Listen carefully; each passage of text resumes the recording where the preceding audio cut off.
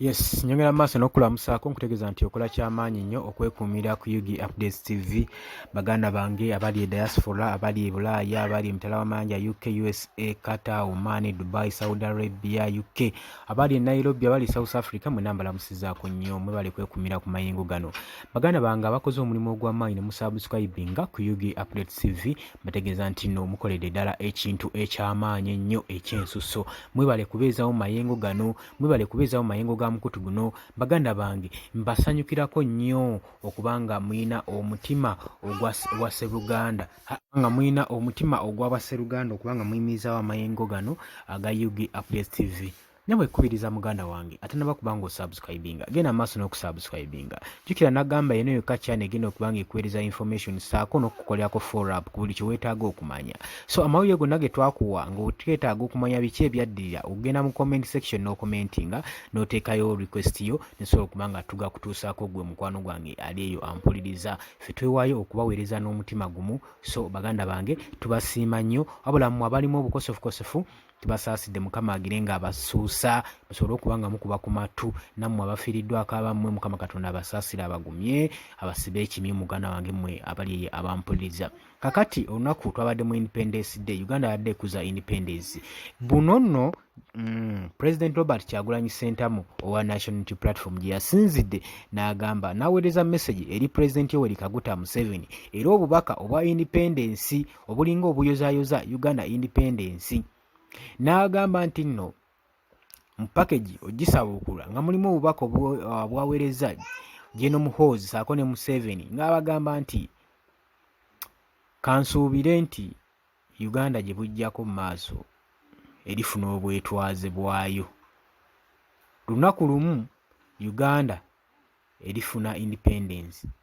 Bw'atyo bibyadde ebigambo bya Robert Kyagulanyi Ssentamu. Ebigambo ebyabadde ebitono naye nga biyingira matu g'omuntu, nga biyingira mu byenda by'omuntu n'asobola okubanga abiwulira, ng'awulira ekituufu kiki ekigenda mu maaso mu ggwanga. So omuntu watuukira okukola statement ng'eyo kiba kitegeeza nti bw'obanga obitunuddemu ddala eggwanga lyaffe twonoonera bwerere ssente okubanga tukuza independence, tetufunanga bwetwaze,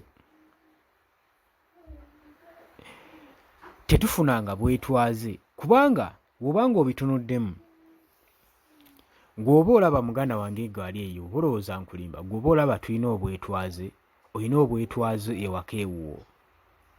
Bwe tubeera mu eggwanga nga bannansi tebasobola kwesalirawo ku ki kye baba beetaaga na kibawa mirembe, otuba mu bwetwaze.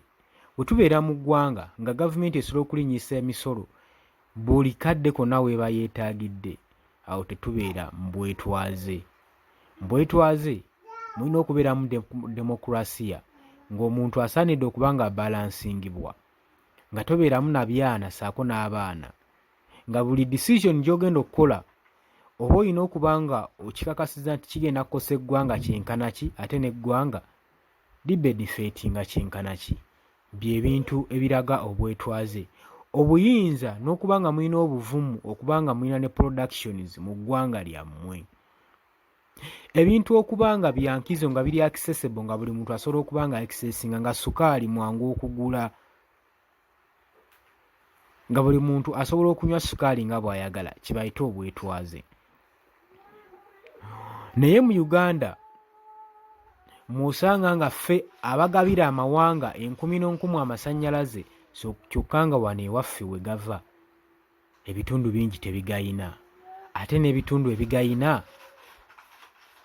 gabeerako nnaku mbale, ate n'abo abagayina nga ga buseere tegagulikako.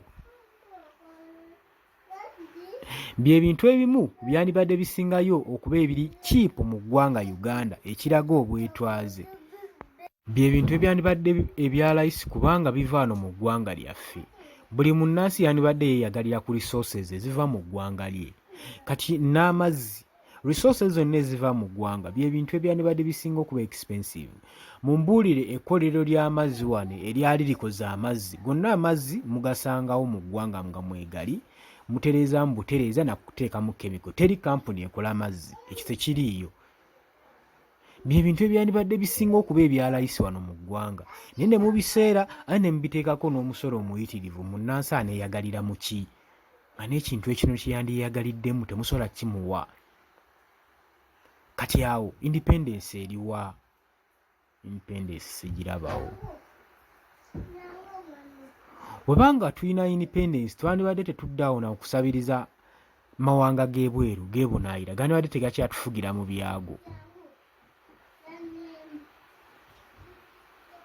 twandibadde tetukyalina kiwamba abantu mu ggwanga jjo walaba ebintu ebijambiya emyaka egiyise emabega ebyali e Masaka ebyo byonna biraga nti Uganda tenafuna bwetwaze eggwanga erifunye obwetwaze libeera developed bulungi libeera organized libeera ne system libeera ne organized system eritambuza eritwala mu maaso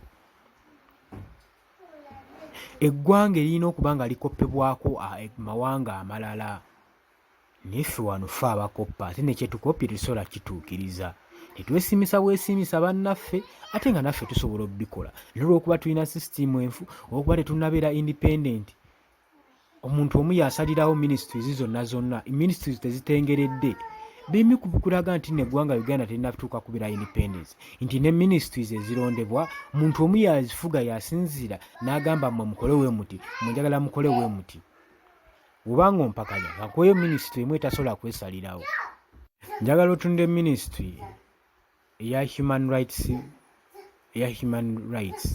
Uganda human rights ministry eya Mariam Wangadya njagala ombuulire muntu ki owa bulijjo civilian eyali atutteyo ko omusango ne guwulirwa oba ne bitambula bulungi nnyo oba wali activity n'emu yali etambudde ng'evunaana ku nsonga ennene nga teri mu mukono gwa gavumenti yeesalirawo minisitiri ezisinga wano mu Uganda ate okumanya tetuli independent teri mukulembeze ayinza kuyingira parliament naye n'abanga yagifuga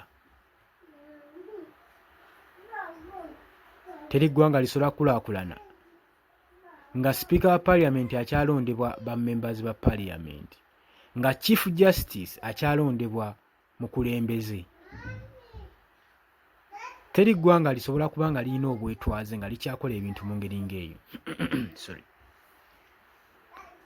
ekyo njagala nkikutegeeze era tewayinza kubeerawo nankulaakulana ng'ezo ministries ebbiri chief justice saako ne speaker wa parliament nga gwe munnansi tobalinaako buyinza kubalonda nolowooza nti neggwanga lirina obwetwaze tewali bwetwaze bwamu nga ne parliament yennyini terisobola kwefuga nga muntu omu yabisalirawo ebintu ebyo njagala obirowoozeeko njagala ojje mu comment section gompe endowooza yo wabula mbaagala nnyo mbadde bawuliriza balungi sharing commenting nga subscribing